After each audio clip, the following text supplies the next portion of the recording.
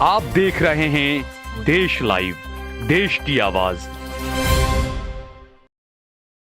अस्सलाम वालेकुम, आदाब, नमस्कार, सत श्री अकाल। देश लाइव में आपका स्वागत है। मैं हूं सहल कुरैशी। दोस्तों, इजराइल और फलस्तीन की जंग, ऐसा लगता है कि अब सच और झूठ की जंग हो चुकी है। और मैं हमेशा ये कहता था कि जब मेरे हिंदू भाइयों को उकसाया जाता था कि काफिर हिंदुओं को कहा जाता है, लेकिन ऐसा बिल्कुल नहीं। मैं हमेशा ये बात कहता हूं कि काफिर उसे कहा जाता है जो सच पर पर्दा डाले, जो झूठ को बढ़ावा दे और सच पर पर्दा डाल दे, उसको काफिर कहा जाता है। तो ये जो जंग है ना फलस्तीन और इजराइल की, ये भी अब वही जंग हो चुकी है, सच बनाम झूठ। और हैरानी की बात तो यह है कि अब तक इसमें सिर्फ मीडिया के लोग शामिल थे कि जो गलत गलत प्रोपेगेट खबरें चलाया करते थे, लेकिन अब इसके अंदर अमेरिका के राष्ट्रपति जो बाइडेन भी शामिल हो चुके हैं। अब इसके अंदर और भी कई लोग शामिल हो चुके हैं। कई अलग अलग देशों के एम्बेसीज के एम्बेसडर्स भी इसके अंदर शामिल हो चुके हैं। दरअसल हुआ यूं कि जो बाइडेन ने एक दावा किया प्रेस कॉन्फ्रेंस के, उसमें दावा किया कि हमास के जो लोग हैं वो इजराइल के बच्चों को काट रहे हैं, कत्लेआम कर रहे हैं। और हैरानी की बात देखिए, जब सच्चाई सामने आई और जब इस बात के कोई सबूत नहीं मिले कि ऐसा कुछ हुआ है, तो व्हाइट हाउस को अपने राष्ट्रपति का बयान वापस लेना पड़ा है।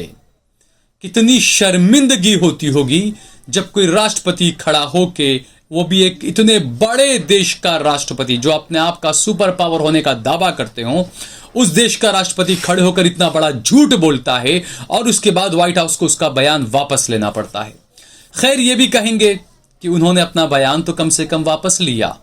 हमारे यहां पर 120-140 करोड़ का लोकतंत्र वाला देश, प्रधानमंत्री आए दिन झूठ बोलता है लेकिन कभी उस पर माफी नहीं मांगता। अपना बयान वापस लेने की बात तो बहुत दूर रही।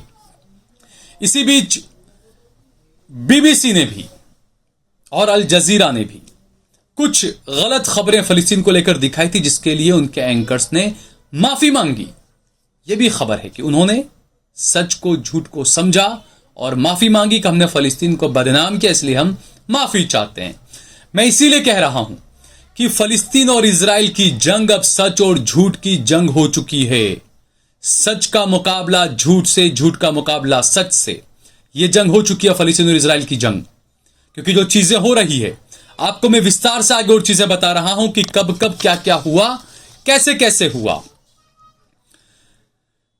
अमेरिका के राष्ट्रपति ने जो बातें कही वो मैंने आपको बताया।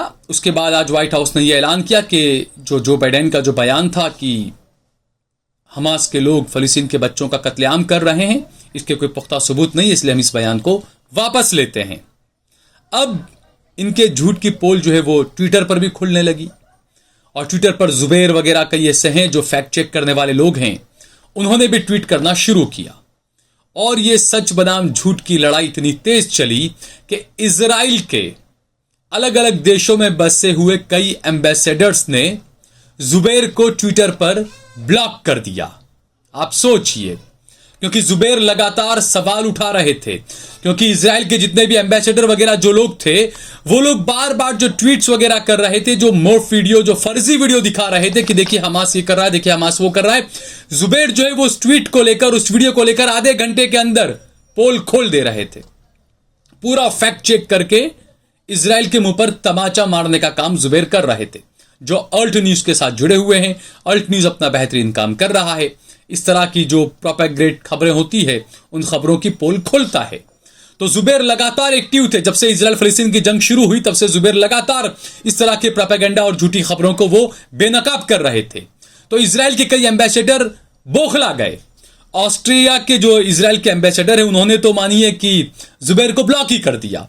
जुबैर ने खुद ने ये, आप देखिए, अपने ट्वीट पर लिखा है और स्क्रीनशॉट दिया है कि ऑस्ट्रिया में जो इजराइल के एम्बेसडर हैं उन्होंने मुझे ब्लॉक कर दिया है। दूसरा एक और यह है कि भारत के मुंबई में जो इजरायली कॉन्सुलेट जनरल हैं कोब्बी शोशानी, उन्होंने जुबैर को यह कहा है कि आप झूठे फैक्ट चेकर हैं, जबकि पूरी दुनिया जान रही है कौन सच कर रहा है कौन झूठ कर रहा है, ये पूरी दुनिया जान रही है। और जो लोग इजराइल की गोद में जाकर बैठ गए हैं उन पर तो अब मुझे बड़ा रहम और बड़ा तरस आने लगा है। क्या हो रहा होगा आपके साथ? पूरी दुनिया ये मान रही है कि अब जो है वो ये सच और झूठ की लड़ाई है। फलस्तीन पहले से वो देश था, इजराइल ने जहां पर धीरे धीरे अपने पग पसारना शुरू किया, उसके बाद में फलस्तीन पर कब्जा किया। लेकिन गोदी मीडिया और दूसरे कई मीडिया के लोग हैं, वो अपनी घटिया हरकतों से बाज नहीं आ रहे हैं। इसी का एक अंबानी का एक बड़ा चैनल न्यूज 18 नेटवर्क, उसके एक बड़े पद पर आसीन हैं और आदित्य राज कौल उनका नाम है। खुद को कश्मीरी पंडित बताते हैं, मोटी सैलरी लेते होंगे, लेकिन कश्मीरी पंडितों को कितना देते हैं हमें नहीं पता। आदित्य राज कौल ने एक ट्वीट किया और यह बताया कि देखिए, फलस्तीन के और हमास के लोग एक प्रेग्नेंट इजरायली लेडी को पकड़ते हैं और उसके भ्रूण की हत्या कर देते हैं। यह वीडियो ट्वीट किया आदित्य राज कौल ने। यह अक्सर नफरत फैलाने का काम करते रहते हैं। इस ट्वीट को ट्विटर ने संज्ञान में लिया और ट्विटर ने आदित्य राज कौल के इस वीडियो को डिलीट किया, इस खबर को डिलीट किया और कहा कि आप झूठ फैला रहे हैं, आपका वीडियो झूठा है, गलत है। यानी ये पाखंडी लोग किसी भी हद तक जा रहे हैं, झूठ को आप तक परोस रहे हैं और कुछ अनभक्त उसमें यकीन भी कर लेते हैं। लेकिन जब ट्वीट और ये खबर डिलीट की गई, उससे पहले तकरीबन 3 मिलियन यानी कि 30 लाख लोगों तक आदित्य राज कौल का ये झूठा प्रोपेगेंडा पहुंच चुका था। ये 30 लाख लोगों में से यकीन मानिए अच्छे खासे लोगों ने उस खबर को सही भी माना होगा। हम कोशिश कर रहे हैं कि उस खबर की हवा निकाल कर लोगों को बताएं कि देखिए सच क्या था और गलत क्या है। और मैं इसीलिए कह रहा हूं, मैं बार बार कहता हूं कि अब ये जो जंग है वो सच बनाम झूठ की जंग हो चुकी है।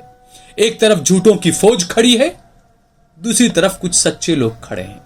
और ये हमेशा है, आप प्रलय कहें, आप गीता को देखें, आप कुरान को देखें, आप अलग अलग जगहों पे देखें, हर मजहब में ये तो कहा ही गया है कि एक वक्त आएगा झूठ के साथ सबसे ज्यादा लोग खड़े होंगे।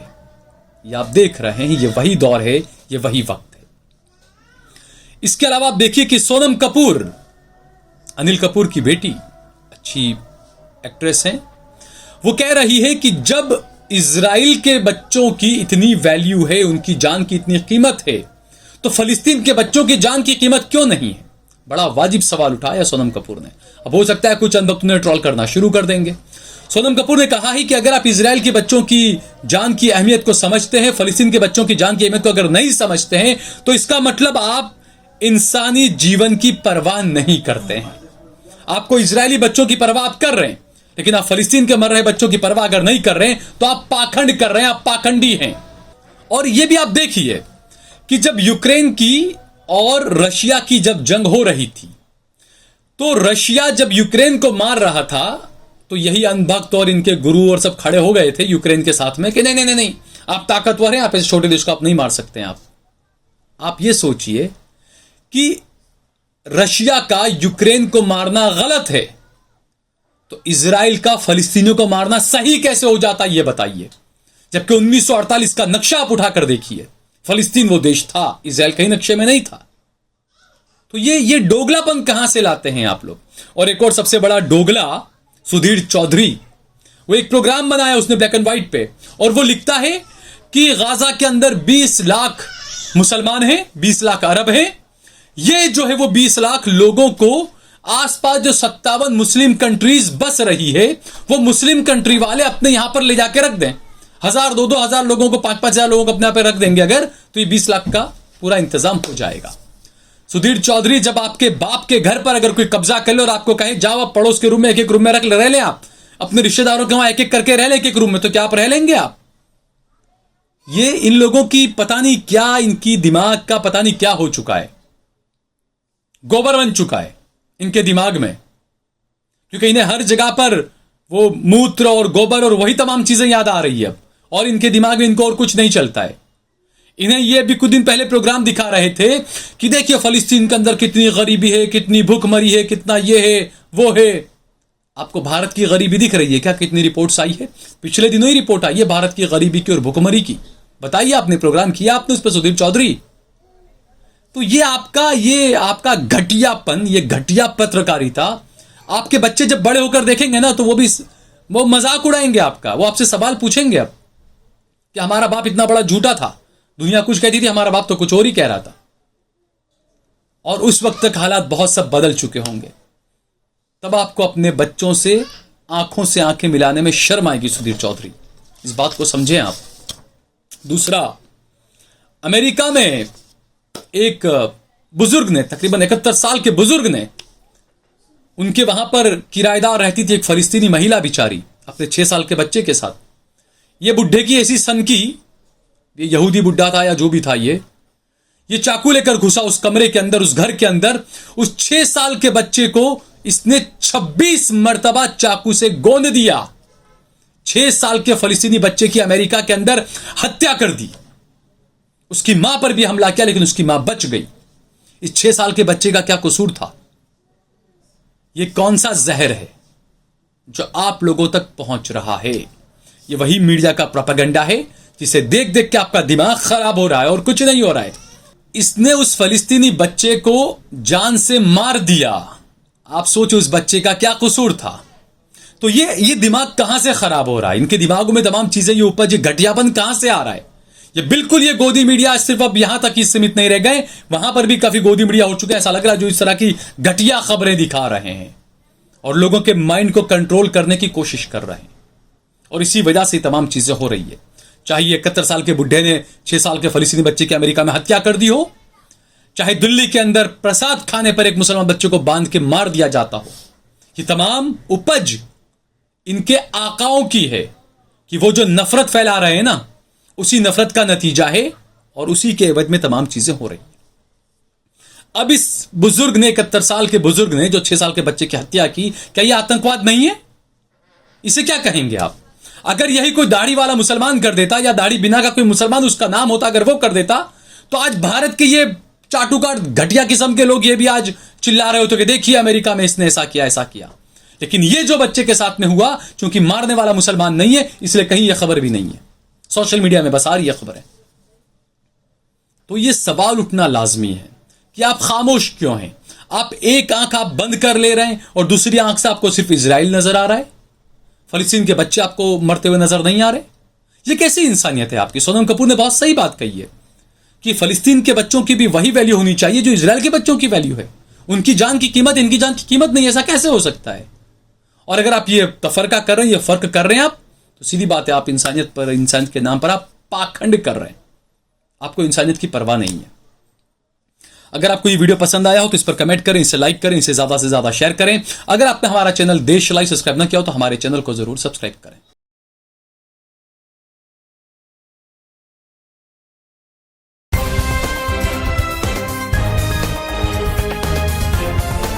देश और दुनिया की तमाम छोटी और बड़ी खबरों के लिए हमारे चैनल को सब्सक्राइब करना न भूलें और बेल का बटन जरूर दबाएं।